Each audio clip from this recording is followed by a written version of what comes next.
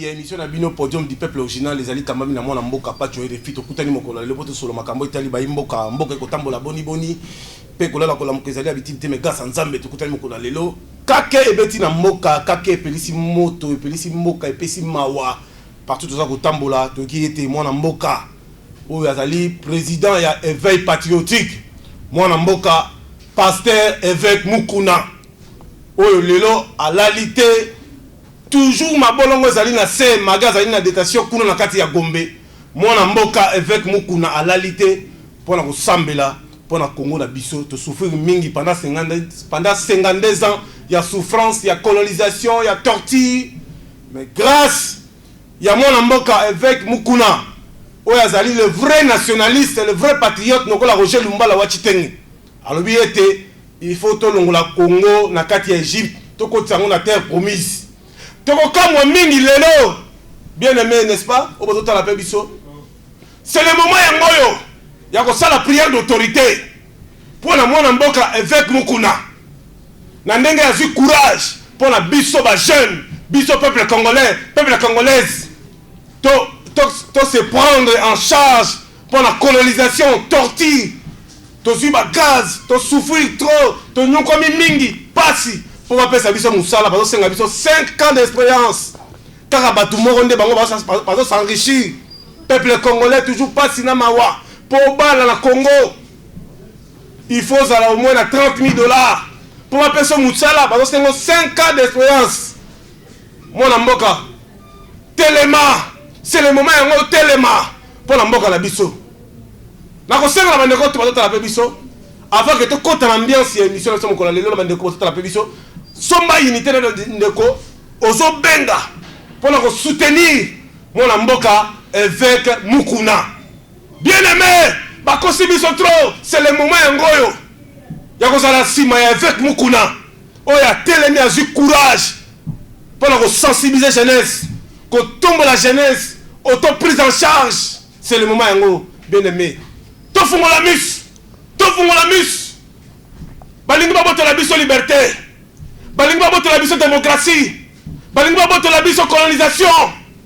C'est le moment yangoyo ya soutenir évêque Mukuna na veille patriotique.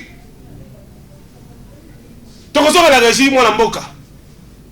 To soufflement muke nzembo ya nzambe. Bandeko nyonso ya Congo na Mbujimayi Kananga Chikapa Congo central. Botelema. Botelema na sima évêque Mukuna. Botelema. Moment yangoyo. Maman yango peuple congolais botelema maman yango yo tozonga la régie to supplément muke nzembo ya nzambe avant que to kota l'ambiance ya mission na biso regarde avec Mukuna Ouazali président ya éveil patriotique il se retrouve aujourd'hui na mappé précisément na parquet général de Gombe aujourd'hui né ba la confrontation entre Mami Chibola et Mwana mboka avec Mukuna bakangi paraît dans la faction viol crime de mort et détention illicite ou quand même plus infraction bakangi lié puis aujourd'hui on va parler sur dossier il y a tracasserie aux cas au il y a ville province de Kinshasa et en même temps on va parler sur marambo tel confinement marambo tel cache nena insécurité au il y a Moba précisément na Okatanga précisément na kati ya Kasumba Lesa au kunezali pasi Mawa. C'était entre Jean-Marc Kaboun, président national et AI, vice-président, il y a l'Assemblée nationale, M. Mamba, l'honorable Mamba, il paraît à Tomboki, pour que la justice, état des droits, état des droits, ils allaient passer Mawa. Donc, on a peuple congolais, c'est le moment où biso jeunesse, totale. Makambo, basala qui passer.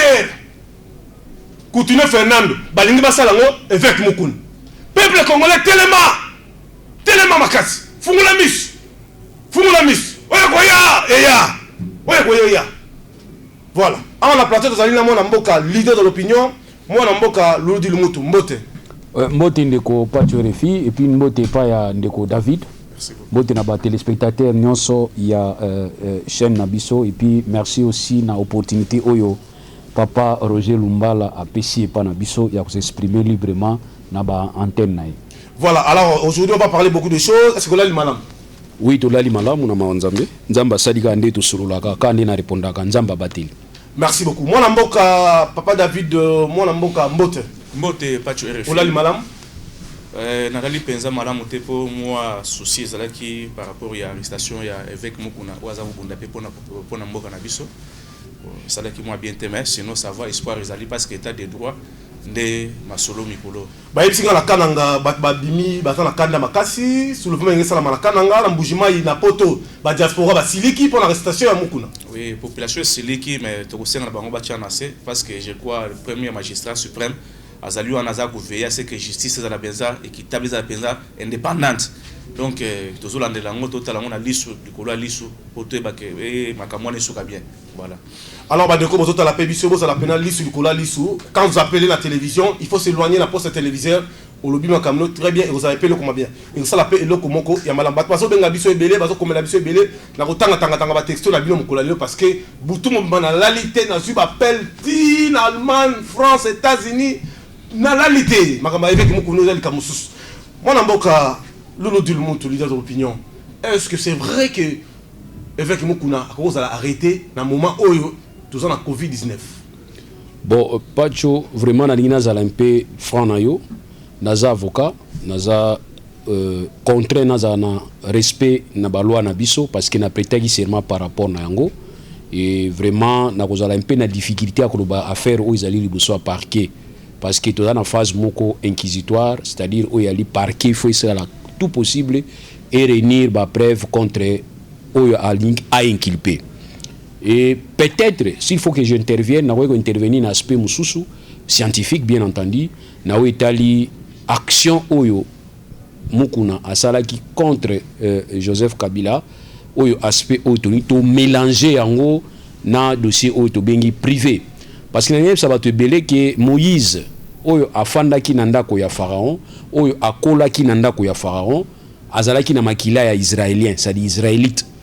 Mais Moïse wana pe abomaki égyptien ya kanisa ki mutu moko ayebite mais jour mususu azali osala neti ko kabula ba nani israélien na égyptien moko a rappelé que olingi obomanga inengo bomaki égyptien wana Moïse akimaki na désert. Mais cela ne voudrait pas dire que Moïse assassin yente azalaki moto a libéraki peuple israélien. Donc il faut tout dissocier yango erreur bozo sala ezali ko mélanger yango ko dramatiser ko politiser. Ce moto a fundi moto. Principe est bien qu'il appartient à la personne qui acquise d'apporter des preuves. Donc dans l'étape où tout zanango tout calme. Totika moto ya fundi aya na ba preuve. Et puis senga pe pas moto ba fundi azana droit ya kozala na auto bengi procès équitable.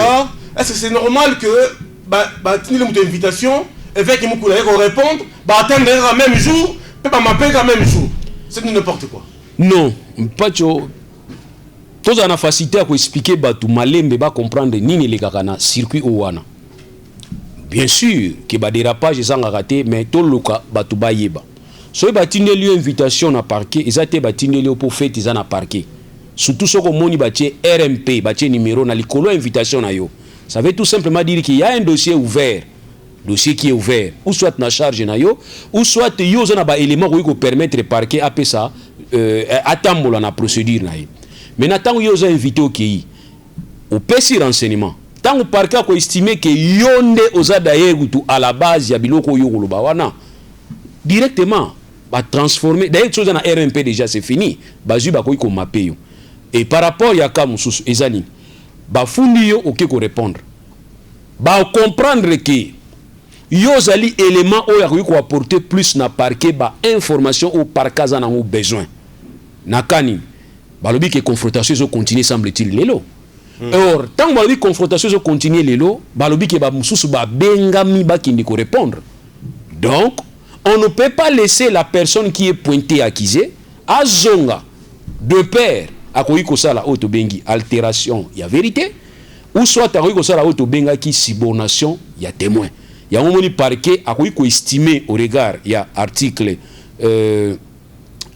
code pénal 28/2, que si toutes les conditions sont réunies, le parquet peut mettre la main et pas moto azali bosonaye pour inculper Soki ba indice sérieux à culpabilité est établi et aussi ceux qui infraction au parquet azali ko landelaye ezali infraction ezali ko sanctionner mais ça donne en français punissable na servitude pénale plus de 6 mois parquet coquille. Et nous savons que parquet avance à l'arrestation, il faut toujours la motiver.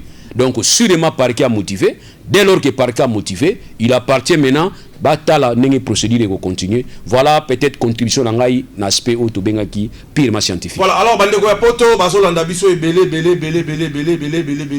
Bazo comme la biso mettre Tourambo, ma bengi biso à partir en France. Il y a pas dans l'action à YouTube en direct. Tous soit on à Londres, tous soit on à Londres. Alors, bonjour, moi, Nambo, en direct dans RLTV. Bonjour. Ouais, au bengi biso na mboka nini, au bengi biso précisément na mboka nini?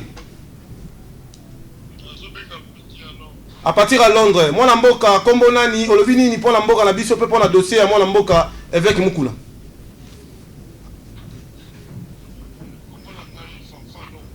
Oui. Ma dossier avec Mukula. Ils ont dossier ya kowelisa maloba te po ebandeli na yango ezalaki na lolenge ya kolamusa conscience ya bana mboka. Alors ndeko Fafa Longa bato talo belé en Congo, est-ce que romatisation volume te pendant bato bazo na biso na bandaku ba comprendre que aux patriotes on peut ça likanisi na yo. Et yango nalobi que ne bandeli ya évêque ezalaki neti éveil ya conscience ya peuple na mabe oyo Kabila na batu na ye ya FCC basalaka na mboka. Mais suite na yango sentiment émotion ekotaki mingi.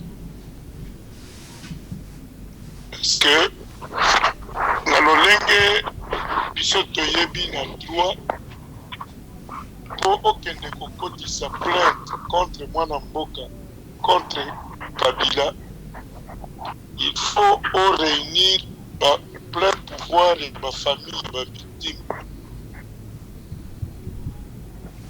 Parce que il faut koyeba pe que la constitution ya mboka na biso ici comme on a mboka on a kende kokotisa plainte, je crois ba conseiller qui est mabe ils ont la compétence à kosambisa mwana mboka daté.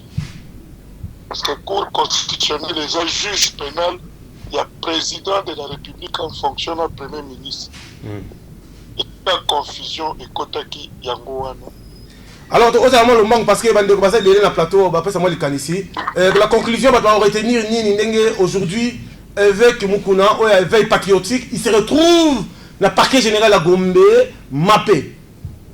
Moi, je crois que Eloko, ce qui dossier à moi, Siwana, je ne crois pas qu'ils ont la compétence, il y a un juge, parce que c'est une histoire qui date de 2014. Papa wana soki kancha kufa en 2014. Et awa biso na mikili ya poto viol les alaka na preuve ya que tubalakisi ba acte ya violence. Or relation soki ya solo pasteur Mukuna asalaki na acte sexuel wana, c'est qu'il y a eu consentement de la femme. Merci. La femme a zolo bayango que na sedaki qui a solo là ce n'est pas ma campagne parce qu'il n'y a pas viol. Merci. Alors c'était AG Fafa Longa en direct de Londres. Alors Papa David, vous avez la parole. Est-ce que c'est normal que avec Mukula il se retrouve devant Bazouz, va retenir pour qu'il fasse la confrontation Mukula Logeli. Vous avez la parole.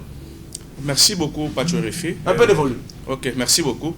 Moi, je crois que nos problèmes, comme ça déjà au niveau de la justice, moi, j'ai fait la confiance à Justin Boganabiso.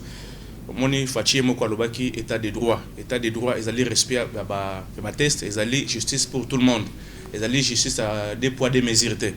Alors, c'est pour comme dossier, ils allaient déjà qu'on a. Je crois que tout ça, les éléments n'y ont sauté. pour le moment on a condamné ou bien on a ko pesa makanisi nanga pour ngana ko ba bref justice ça la musana nango ce qui moi si azali na ba bref ah mais makuna mais ceux qui azali nango te c'est avec ceux qui pourquoi ba sali on avec mukuna ko porter mon mboka Kabila plainte ne ba sali yango ou bien d'ailleurs au monde déjà bien préparé pas tu réfléchis que na combat au évêque à Kotaki comment qui des combats politiques mon politique tous les coups sont permis aux hommes donc la politique et réseau Kotango il faut que vous ayez un air solide il faut que se préparer ma casse en conséquence il est vrai que par rapport à l'attaque nyonso oyo asala ki bande ko na biso o ba bumabi mboka o pendant 18 ans et c'est vrai que non bango peut pas luka moyen ni à se défendre par rapport il y a peut-être il y a ko faire nuire évêque bien sûr mais ceux qui vont moniquer va trouver dossier moko o ko sala que ba nuire évêque ou ko sala que va déstabiliser évêque c'est normal la politique va ko bisule lo mo boy même na porte mon na ko ba campagne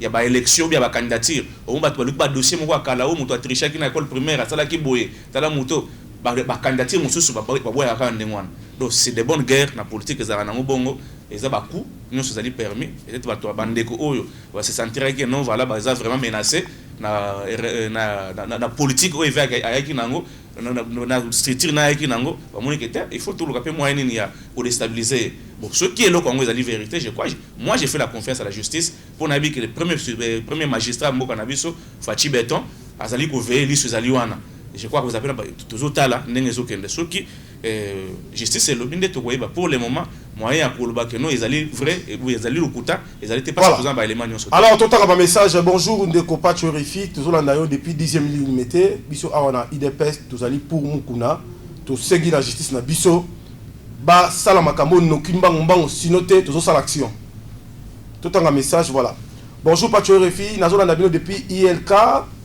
précisément la PC merci na maître Loulou na réaction na mais tout na maître Loulou à la claire il en tant que juriste est-ce que ça a permis que Mukuna afunda ndeko Kabila pour répondre biso tout un message mususu bonjour Pacho Refizo kata biso appel pour la limite solo la maman Véronique depuis Pascal biso pour la Mukuna to kufa pour la Mukuna basa la kutu ba jeter tout ça prépare ça l'action alors bande ko la biso ba maman ba la biso s'il vous plaît bossa la action T tous la confinement, tous la Covid-19, toute la justice est ça. Là, j'ai dit, avec Mukuna, Azali face, na magistrat, bazo, quoi attendre les sous. Bande Kobaza na Mouchimai, Kananga, Mbandaka, partout, Congo Mobima, Kinshasa, bossa la action T. Makamba Mukuna, Makamba Moko, Balingi Basim, sa Mukuna touche, Noko Basim, ça qui continue. Peuple congolais, Fungola Miss. Moi, la Moka. Doulou di Lumutu, Zoma Loba, n'est-ce pas? Ndeko alobi na biso na ILK alobi ke loba clair. Est-ce que Mukuna zali na azana poids ya kufunda mwana mboka Joseph Kabila? Bon, ndenge bandeko balobi tout à l'heure, ndenge ndeko David aya lobi et puis ndeko ya Londres lobi pour na kufunda moto il faut au banda d'abord ko se renseigner na qualité ya mutu wana et puis juge o yazali n'est-ce pas capable ya kozwa dossier à fond la dossier. Aujourd'hui, dans le funda président de la République na souciati ya kala mon coin. Je sais pas ceux qui OPG on a considéré nga tout nga ceux qui ba manga côté maïvé mandat. Donc pour le bageno il faut avoir aussi le temps ya ko s'informer par rapport à la qualité procédure ni ba ko appliquer. Lobby je suis sûr na ibisa ibino par rapport à gouverneur à Congo central.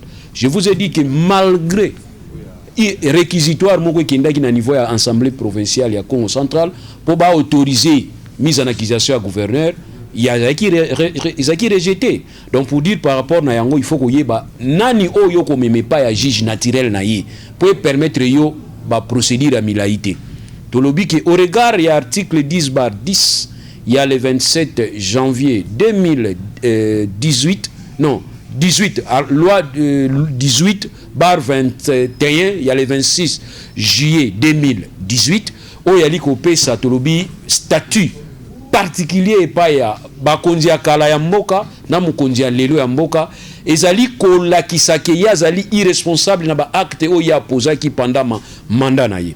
Ça c'est déjà un problème. Nous avons dit que loi wana ezali ko violer makasi koleka constitution na biso oyo et définir que chef de l'état azape na juge naturel na en matière pénale. ba définir biso yango ba oui même ko landela ye ko mettre en accusation. Alors on ne peut pas comprendre aujourd'hui nakati arsenal juridique na biso to retrouver aussi une nouvelle loi qui va venir bloquer neti procédure à commettre en accusation chef de l'État. On ne peut pas comprendre. Ya ontolobike ponanga pasteur Mukuna, évêque Mukuna, nakosalaka démarche ya kofundaka Kabila, il devrait se rendre compte soki motoye azali kofunda awi kofunda na juridiction nini. Or nous avons des outils oyo tozana ngoto bengi ba outils importants, instruments importants dans le monde oyo ko utiliser. Nous pouvons utiliser la compétence universelle na kata Sénégal na lobaki lobia ke Hussein Abré aza incarcéré, jugé et condamné na Sénégal. Ah bon? Nous pouvons utiliser Cour pénale internationale na mode de saisine oyo à traité de Rome et prévoir que Conseil de sécurité et ko pesa ordre na Cour pénale internationale ba font la dossier, tout comme procureur à Cour pénale internationale a la saisie mais à cause d'une autorisation et pas Conseil de sécurité. Posez-vous d'un peu la question. Pour nani législateur il y a acte à Rome, il y a traité à Rome à prévoir disposition que procureur bien que yazali habilité à rechercher des infractions à font la dossier na guise na ye. Il faut la bloquer na autorisation à Conseil de sécurité. C'est pour éviter déstabilisation dans le point mondial où le Conseil de sécurité faut étudier dans nos modalités. Tout le monde lelo monsieur Omar El Béchir président à Kala Soudan, bien qu'Azalaki président mais Azalaki un mandat d'arrêt ou Azalaki émis par Cour pénale internationale. Donc voilà bisika toiko kende. Et puis je vous informe aussi, nous avons une représentation à la Cour pénale internationale. Je me rappelle à monsieur Madidi Azali boyebi biro na ye, fallait que nous déposer la dénonciation na ye bisika wana kunande ngolandela. Et je vous informe aussi que na ba dossier Azali ouvert na cadre de dénonciation ya monsieur Mukuna, il y a aussi un élément important. Allô, bonjour. Oui, vous appelez dans quelle commune, monsieur? Comment on a le pour la mboka na biso?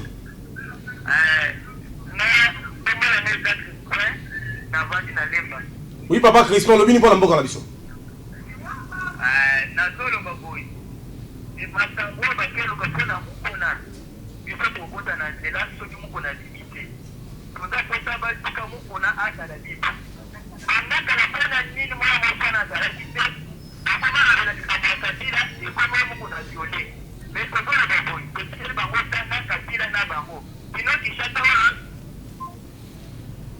Maître Loulou Dilmoutou, vous êtes le leader de l'opinion, parce que nous avons un texte, merci beaucoup à son excellence qui nous suivent, André Kimbuta, en direct, la maman Yvette. Merci beaucoup à Major Mounongo, en direct. Numéro la RTL, SMS, alors déjà, je vous signale que l'entrée de maître, l'homme populaire, l'incontournable, l'imbattable, Joe Mukuna, Aza parmi nous. Alors, on va ses paroles, tout en style à Maréchal Mobutu en tant que c'était ma jamais raison que voilà. Alors maître Loulou Dilmoutou, vous avez la parole.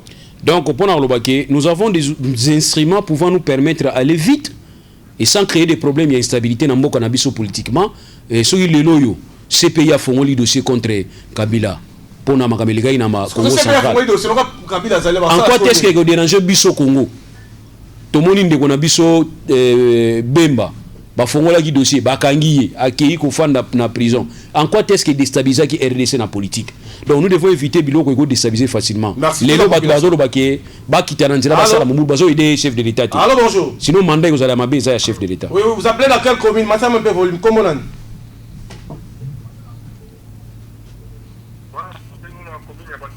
Na commune ya Bandalunga comment on est mwana mboka olobini mi pona mboka la biso.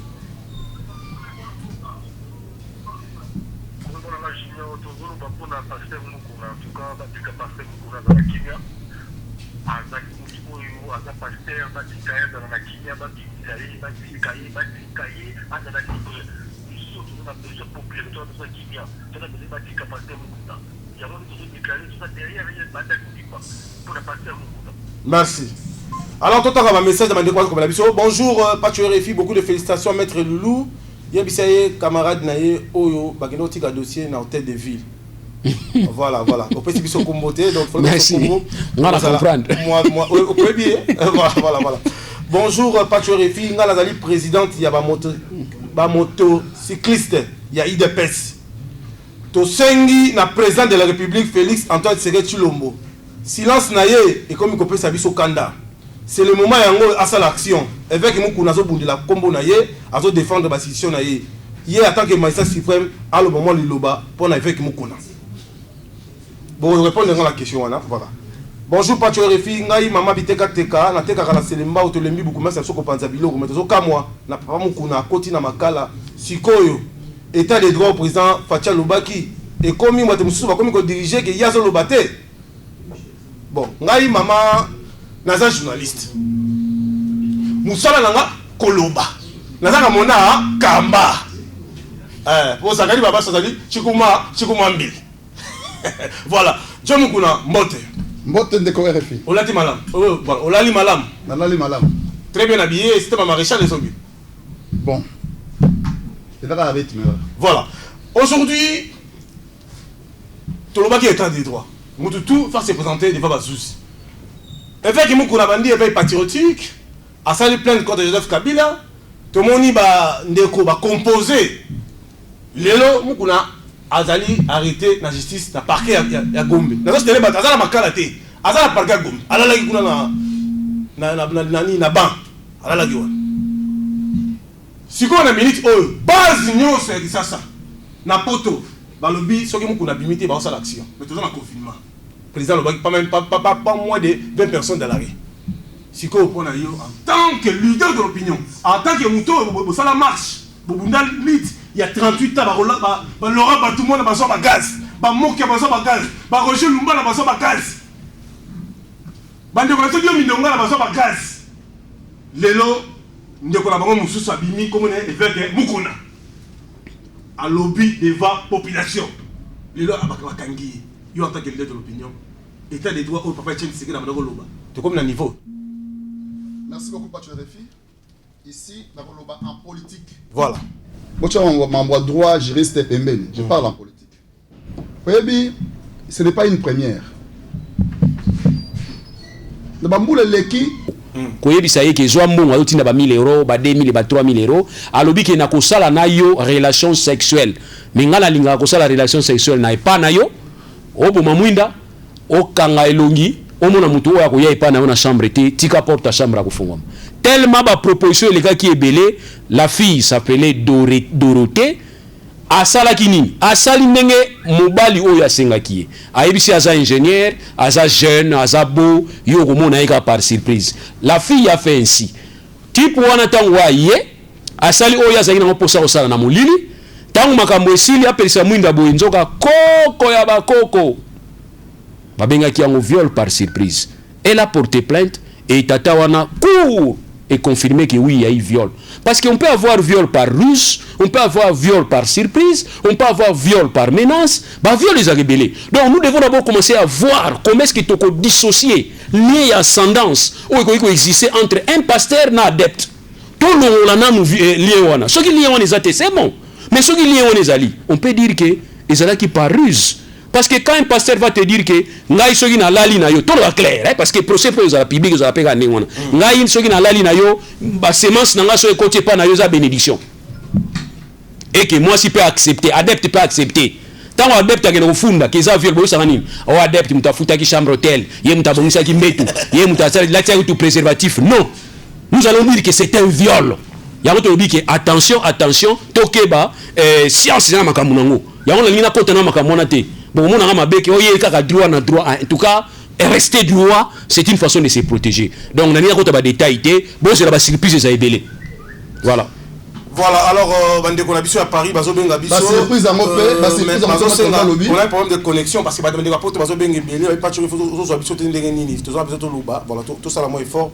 To zo bango na bande ko tout bazo benga natanga pe ba message parce que ba appel awa izo kota ndeti kaka na film. Tout ba na un message au de quoi commis. Bonjour Patio Refi, c'est M. Basile Olongo, dans Zone Dabino depuis ma résidence. Beaucoup de félicitations et courage. Et Yepsa Bandeko, Balimbate, Babunda, Ponamboka. Basile Olongo, dans Dabino, après 6 minutes courage, la félicitation. Merci. Voilà. J'attends un message. Bonjour Patio Refi, dans Zone depuis magasin Kitambo. Depuis magasin Kitambo, to siliki makasi pour le dossier ya évêque Mukuna. To sengi na magistrat Oyo, asa la dossier Oyo na lokebi mingi parce que Mukuna derrière lui. Les peuples, d'abord, ils ont la simalaïe. Beaucoup d'argent à battu, ça veut dire qu'ils ont battu, et belé. Voilà.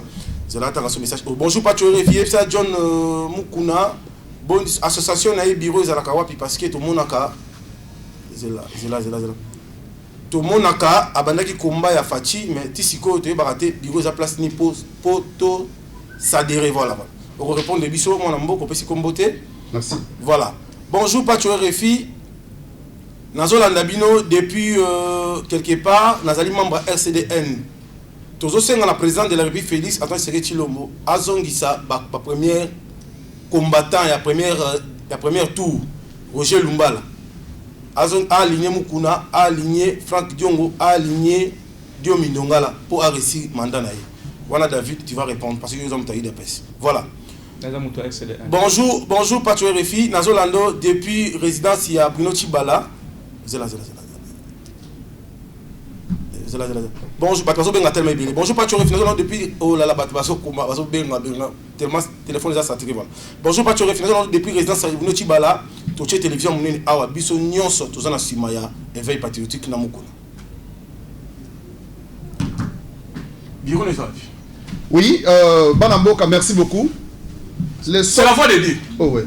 Le SOFTA population bozoyoka bino moko a son siège sur l'avenue Guirguiri numéro 247. C'est là, ils ont appuyé là big. Ils ont au bas de la on passe pas de ko ba comprendre pas ces voilà. Avenue Ngiringiri numéro 247 sur 24 novembre. Bambole. Ok, Bambole. Le bureau est là. Vous trouverez les gens qui travaillent tous les jours. Et si vous voulez aussi, pendant la période de confinement, voir Maître Joe Mukuna, vous avez un numéro OYO 081 08 77 810. Alors bonjour maman. Ouais, bonjour maman, vous appelez dans quelle commune? Oui, on vient d'alimenter maman, comment on Maman Irène, on est pour la mboka na biso. Nazolo ba boy muku na porter Kabila en plein. Siko lokangi muku na ba sambite, renyande muku na. Afundi Kabila, siko lokangi Kabila te lokangi. Donc Nzambe wana. Ya David Zomalou. Merci beaucoup. Parce que la président Fachi Azong c'est ma première ligne. Première ligne bateau na tangi. Le premier militant du première heure, de la première heure. Il y a comme première ligne. De la première heure, c'est ça, la compréhension c'est ça. Voilà, ndeko à lobby, je crois azana torte parce que tout le monde majorité ya ba collaborateur chef de l'état lelo baza osunga été. Nega to ba komone ya moto la kaka o FCC o botu ça mais c'est au total même na programme à 100 jours to komona ke ezali mingi ba baza impliqué mingi eza batu oyo ya cash o baza qui censé ko protéger vision ya chef de l'état. Ozo on sait pas nani parce que batu na ba koti par accident ba koti par loyenge ba koti na katikati ba yebi combat penza o ezali ki état de droit.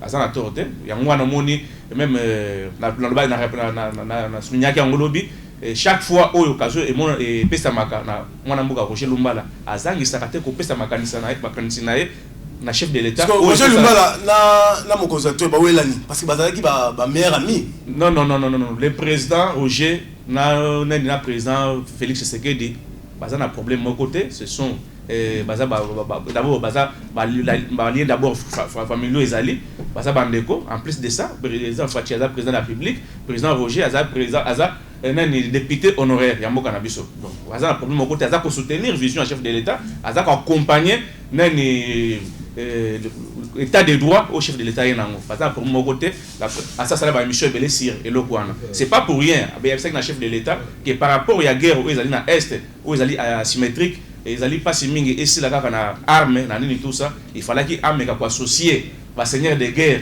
de façon que ba compas ba toi na baza ko yoka langage ba to ba omela ki kuna osomona na sepela ki komona que président Fachi abandai ko yamba déjà ba to malubanga na ba to mususu ma asuka wana taba que parce que les seuls na Congo o anima ba nimela ki na province mususu za ki Roger Lumbala parce que les seuls à sala ki nani révolution na province mususu soko tali baninga mususu wana basala ki ba rébellion na bango na ba province na bango ba mbusa nyamu ici et conso ezali ba na bango mais par contre Roger Lumbala a otaki na province mususu a kei na province mususu bandimi Jean-Pierre Membe ezaki pa na bango na Équateur et bandimi et pe ba sepela ki na musala salaki et moi le bail que non il fallait que chef d'état social ka ba seigneur bato ba yebi terrain wana parce que la plupart il y a bato bazali kuna ba manœuvre ezali na Kinshasa et ba on baza bato à terrain bato ba umeli kuna chef de l'état a eu un message à Salaki Ango. Et le quoi Moussoussou, n'a rappelé qu'il y a un lobby pas tué RFI. Roger Lumbala Lobaki, fallait que chef de l'état ait la justice en place bakanga bato oyo nyonso baza kodétourner misolo parce que ebele ya bato baza kodétourner ezali bato oyo bazali koappartenir kaka na famille politique na ye yango apesaki adage ya Chiloba mpona koloba ke Tshidiya de Lukunda Tshikimundu mwa Lukunda ozomona donc l'insecte qui mange l'haricot ezaka oyo eza na kati ya haricot tomoni ke ezalaki ya solo bato baza koboma Faci ezalaki bato Faci apesaki confiance ke basunga na programme à 100 jours kaka bato oyo ya ye bato ya FCCT toute la population. Allô? Allô? Oui, bonjour monsieur, vous appelez dans quelle commune? Allô, bonjour. Comme on l'a dit, nous parlons beaucoup à la biso.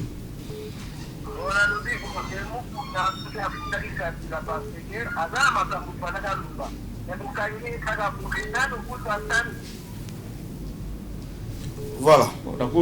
Alors, Papa David, ma message, Bandeko Bazo, comme la biso rapidement, parce que tu as le deuxième sujet. Parce que pas de refus par rapport à maman ou à Outa Koben, pour avoir beaucoup de plaignants pour tout ça.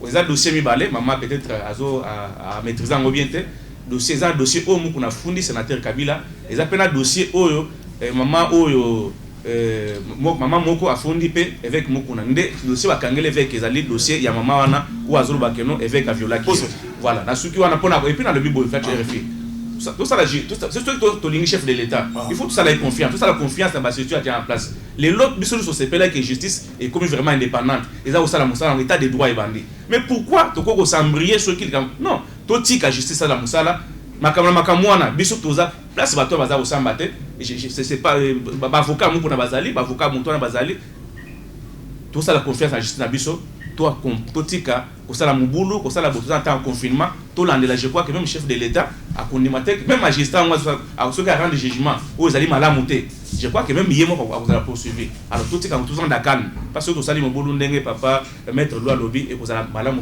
to côté vraiment tous en calme tout landela dossier ndenge zo ke na malem souci ya biso nyonso ezali ke mukuna abima parce que azali oyo azobunda pona changement pe ya mboka na biso ezala total changement ezali mais ezali pesa totalité il faut la paix totale. Tu as refait. Maître, c'est là, n'est-ce pas? Le chef de l'État, Félix Antoine Tshisekedi Tshilombo, Moukou Antombolo, Wabo Amae, Azalana ba curieux. Parce que Moutabimi, Obimisi Grenade. Moutameki, Obimisi John Moukouli. Moutameki, Obimisi Lulu. Moutameki, Obimisi Lumba, la Wachitengo, Wabena Mulumba, Weta, Kadiata Nzem. C'est le moment où il y a concevoir le pouvoir. Daniel Kamona Bozo Langai. Maman Rosini Mbombo. Ah, Mouko Antomboli. Bozo Langai. Wadeni Moulamba, quand il est dans ce mot, Mouena Kwetu. Concevoir pouvoir et Afachi. Concevoir pouvoir et Afachi. Parce que Papa Lobaki, le peuple, d'abord. Moukou Nawa, Wabena Moulumba, Wabena Mouko Antombolo. Azobundela intérêt pour le peuple congolais pour soutenir mandat ya Fachi. Nga nazalaki na Angola. Nazalaki na Angola, nakendaki formation. Na uti na Maroc, nakendaki formation. Elle va mourir le ngilanga, nakenda rapport oh journaliste à Congo. Mutambanga, Mutafachi. Toujours défendre partout sur les cas. Pombo que Koufaki en des autres. 2 ans. Ya Maria, ya Musée. Et là, comment on 18 ans à Kabyle. Ça fait que nous 2 ans à maréchal. 52 ans. Mais il y a Fatia et là, on a une relation diplomatique. Dans le comité international, tous ont ces relations. Dans le pays limitrophe, tous ont ces relations. Dans la banque Nabiso, au banque centrale, Mbongo et Mati, président Sali voyage, à Zongi, à Zumo retiré le voyage, à Zongi c'est la caisse. Il y a Fachi Beton. Lelo, l'obité, kaka lelo, Zambe wan, Yokabiso. Muku na mabena mulumba, Zambe yo sali Zambe. Soki muku na sala ki mabe, Zambe condamné. Soki muku na zabu na pona biso, peuple l'autre souffrir. Il y a Fachi Kota Likamboy. Maman Mati Kota Likamboy. On a commis colonisation. Les alliés passent. Tu souffres trop. Ma colonisation sont trop. C'est le moment où il faut faire les missions dans l'Égypte avec les missions de la carte Canaan pour proviser à Fachi. Yo quand on est là-bas au Congo. Rotichi Mangazate, Atika Bisso, le peuple gagne toujours. Il y a Fachi, c'est le moment. Il y a Robenda, ba guerrier Lumba Yaka Frank Jong Fandao Lolo di Lemo yo Fandaga wala uniquement expliquer ka biso 100 jours na on a de la suivi à visibilité moi na muteke ta bena mulumba o bena muko atombo yo to tindi yo uniquement ya ko filmer ka ba visibilité à misala c'est ça ya fachi wetu c'est le moment le peuple gagne toujours le nom qu'on a souffert n'importe quoi le banning et non on est comme ça va la poto ya John Mukuna soit malo to lali to lamuki to ça ba relation diplomatique ya malam pas tu es to kamwe Zambi et bimi sus na moba o mobe komi aba PCD pas tu es refi otuna mo tuna mo kitoko lobi Lumbala na Fachi ba wela nini Roger Lumbala ba wela lo monter Fachi et puis les relations sont bien et d'ailleurs pour votre information c'est Lumbala la première à avoir dit la première personne à avoir dit Bobi Fachi malamote c'est plus que son père. Ah bon? Bobi discours raté. Abi Aokangabi non Bobi malamote c'est plus que son père. C'est lui qui avait dit ça. Donc Fachi a intérêt à se faire entourer des gens qui ont milité avec lui.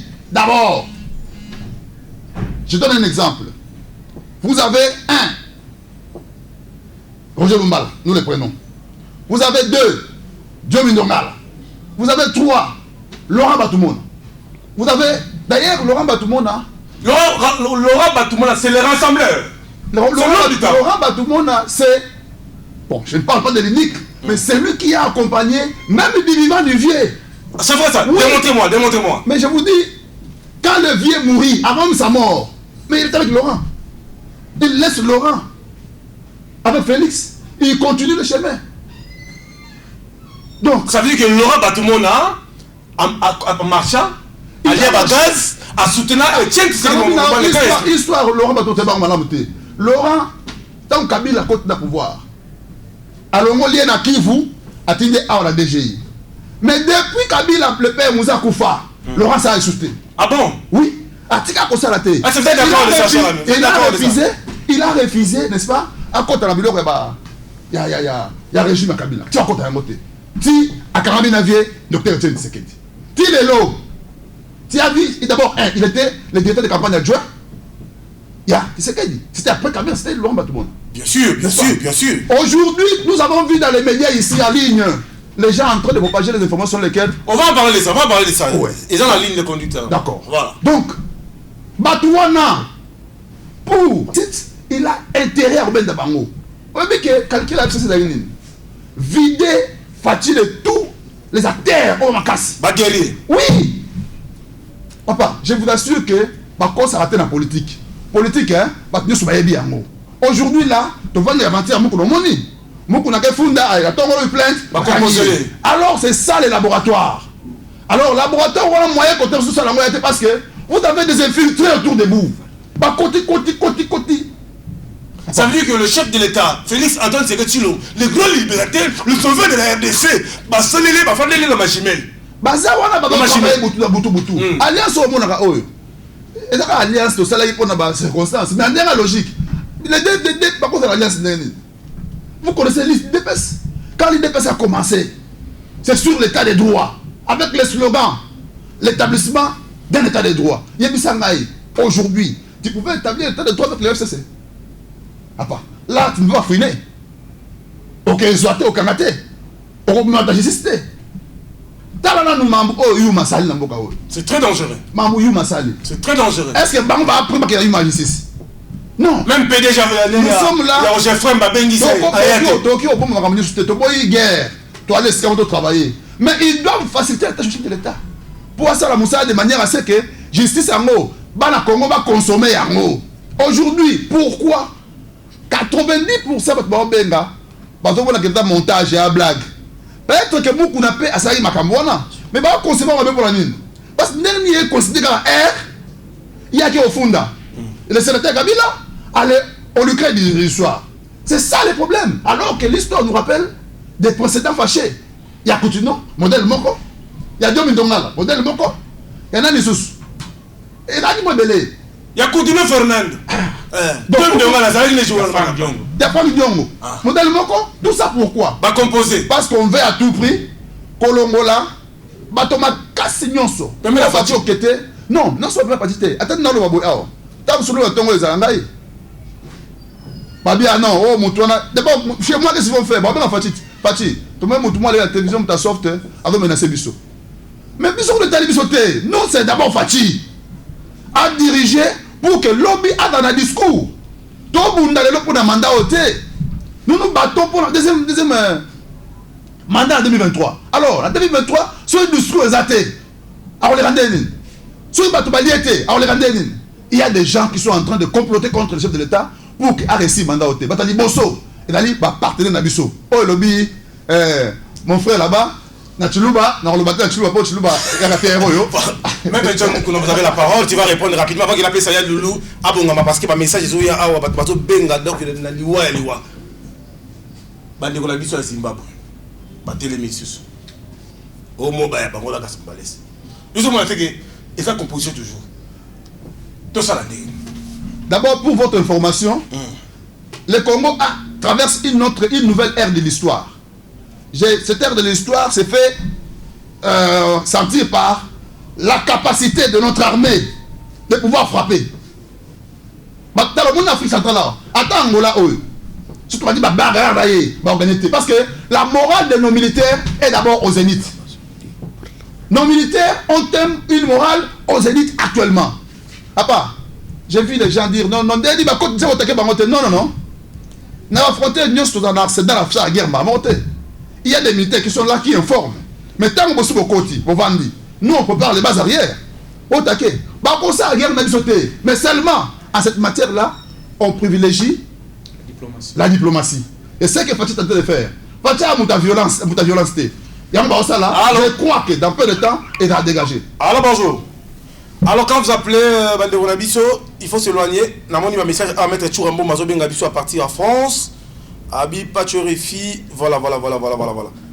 Ah, dans ça les voice. Alors mettre Chourambo ma c'est l'epsoka voice, voice Toto Tchang en direct parce que Namono comme ils appellent les autres cotatés depuis Paris, voilà. Bandero Mazo Bengatel me belé. C'est l'epsoka voice au Tanga yango. Ça veut dire quoi bah personne on a vu en direct si on a banca télévision, tu le banca télévision, même bah t'as pas réagir à la seconde parce que na minute au poto mobimba vraiment ils ont alerté dans ma Kambuya avec Mukuna appelé ma Kambuya Mboka na biso parce qu'on a besoin que le président Fatih a réussi mandat parce qu'il avait bien dit ça na Mboka poto, je vais renforcer la justice dans le peuple congolais dans l'Égypte pour la côte de la terre promise. Bah investisseur bakoya belé, ba pays limitrophe toujours sa relation, tout monde yango, comité international toujours sa relation avec États-Unis toujours ici.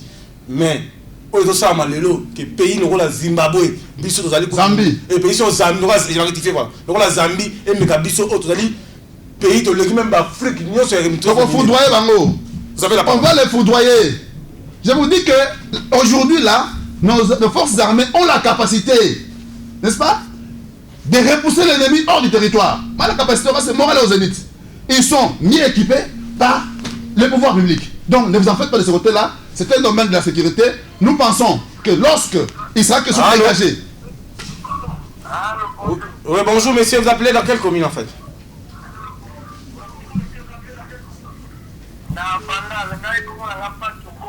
Oh, pas Choboma. C'est l'année la poste téléviseur nayo. Mais ça pour occupation malem. Ok,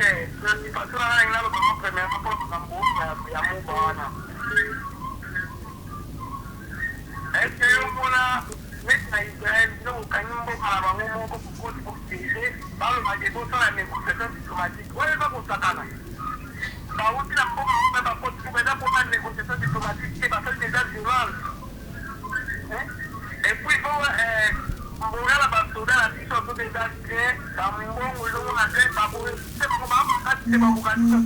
merci. Ok. Tolinga Congo, n'est-ce pas? Il y a Loulou dit le mout, Azalia. Akei Kofanisa, Bajen na Congo central. Pour y avoir une utilité à l'état des droits. Attends, si bango, parce que c'est professeur. Na réalité, va tout nier. Toyo qui c'est bon. Est-ce que Bisso va étudier de autant à Tozo Book son colonie? Tout le bel a émission. Président Fatia Yokaki. A vu charge ya bandeko na biso apesi bango bourse Fachi Beto Mama Denise na pointe esengo elengi nde yango wana na kei mwanda na Fachi Beto pa tukiti na kati ya mboko ni kamba ya na ngai gouverneur ya Congo Central habité na simbi Congo Central mais na su bénédiction te ya Facha bénir esengo pour azana bénédiction ya papa Etienne Tshisekedi Mwamulumba azana bénédiction maman Marti Kasalu Fachi Beto mutu azana voilà wabo amai mais maître Luludu le mutu Babadi Marche président Fachi Liboso Lumbala Wachiten Liboso Yagi moi j'invite Moussala Boamba tous on mettre Churambo Mazobenga sur Paris tous on appelle voilà allô maître Churambo Maï bonjour allô maître Churambo bonjour allô oh là là ça veut dire qu'il y a besoin depuis Paris donc connexion ils avaient ma belle mingi la rasi to ça la effort pour tous voir mettre Churambo parce qu'il y a bien mingi pour le dossier il y a avec Mukuna voilà Yaki moi j'invite à Moussala Boamba Liboso na marche. Le président Aïe Jamar Kaboul Liboso Baso Tambo pa Bakomi kaka awa na 5e rue gaz temps. Et ça lui passe. Mais les lorsque les grands combattants, les grands esprits Aza la tête Yamboka ya Fachi. N'est-ce pas? Mettre le de moto, yo ça mon na Congo. Parce que tant ils ont bien l'habitude mingi, n'est-ce pas? Bandeko Zambie balobi ke mo besa ya bango biso awa tozana confinement Covid-19 président lobi pas moins de 20 personnes dans la rue pas plus et pas plus de 20 personnes dans la rue et comme Ishida il y a des policiers ou bien bazo respecter citoyens congolais vous avez la parole au tuninga la question mibale fona bana d'abord na oya Zambie. Le président de la République, Tangwazala qui est élu, a commencé à un niveau moko oyo extérieur de la communauté internationale et comment il évaluer et évaluation les gars est tellement rapide parce qu'il y a une certaine facilité. Pourquoi? À mon avis, ça m'engage, cela n'engage que moi, parce qu'il y a une responsabilité, moi, il y a un niveau IDPS et il y a un domaine diplomatique. Donc, sûrement, il y a un carnet d'adresse et belé en tant qu'opposant. Occupant un poste à niveau à parti politique et à opposition comme étant chargé à diplomatie à parti wana. Alors c'est ce qui a facilité qui étant commis président au moni résolution à la crise même mususu ils ont confié pas naï. Son ezalaki pour ni pecha mukebo ayega le loto pesa direction ya Grand Lac pour la résolution à ba conflit. Ya moni conjointement yena Lorenzo ba président qui rencontre Salamaki entre Ouganda na Rwanda. Pour le cadre de la réconciliation. Ils ont dit président Fachi Azalaki na Katiwana comme étant conciliateur. Alors, aujourd'hui, Yemoko Aza na épreuve dans la situation de la Zambie. Je ne peux pas comprendre que na Est à RDC, Bisika o conflit banda kala et conflit international à partir du moment où ils ont pays mususu. Neti Rwanda, Aza na conflit na Uganda. Bisika o chef d'État qui n'est comme conciliateur, comme pont. Il y a comme une solution entre Kagame et Museveni. Yemoko koma. Allô, tous les gens de Paris. Allô, bonjour, maître Churamboma, bonjour. Allô, bonjour. Ouais, bonjour, on est sur la Paris. Oui, on a bien en direct de Paris, parce que, en tout cas, Paris est un fort suite à l'arrestation avec Mukuna. Est-ce que, attention, dans la ville parisienne, les Andengenini, les Congolais, les Congolais, sont à niveau à Paris, il y a que Mukuna est la détention. Santé, tension exactement. En tout cas,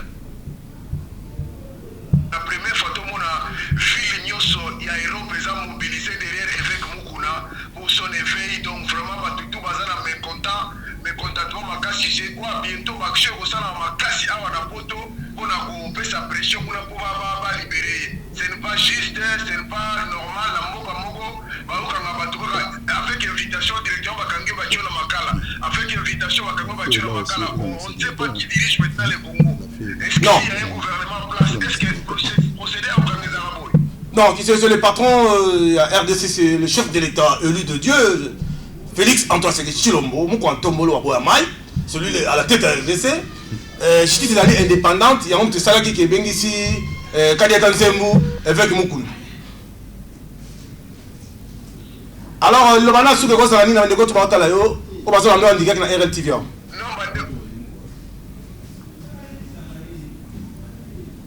Allô?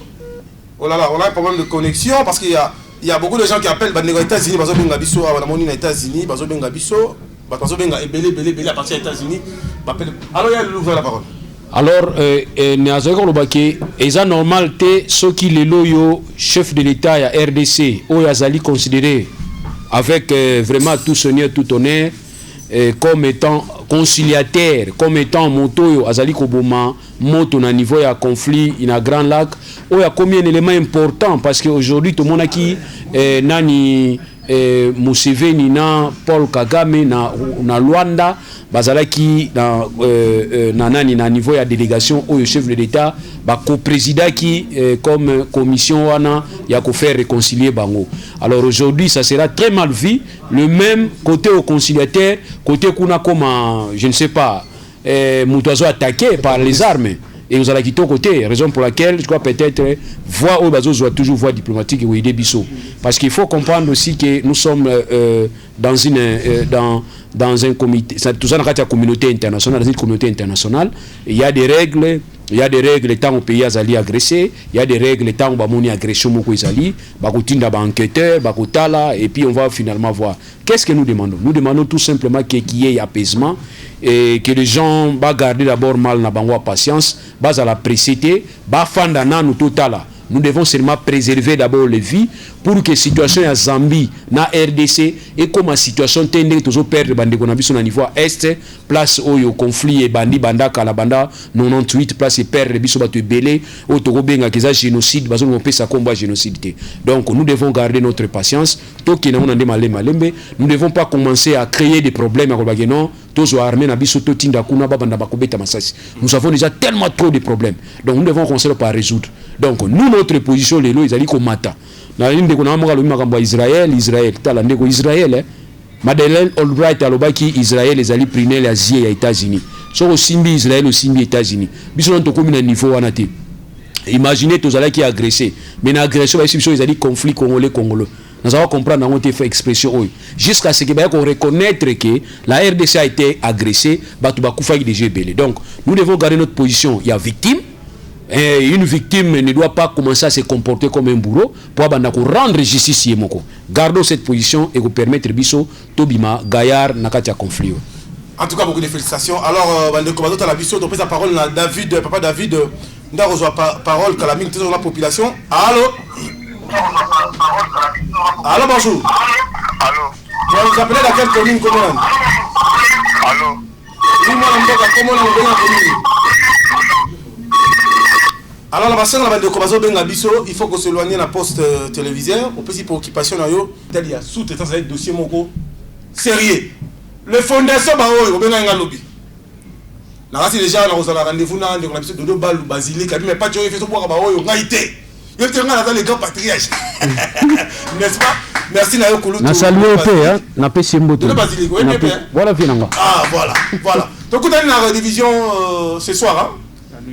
Alors, chers amis, troisième national de Roger Lumbala a tiré émission en temps réel. Ça veut dire qu'il faut suivre l'émission en direct dans la Télévision. Merci beaucoup et restez branchés sur RLTV et à très bientôt, chers amis.